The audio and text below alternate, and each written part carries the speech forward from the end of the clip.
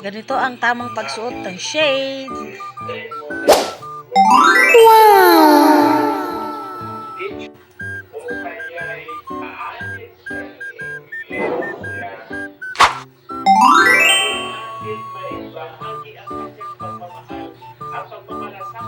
O, diba? Ayos. Yan. Yun.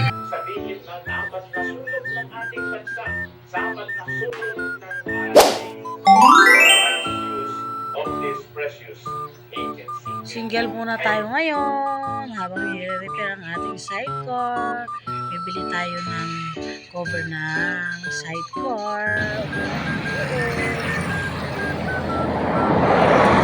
Sa wakas, nakarating na ako dito sa Solano.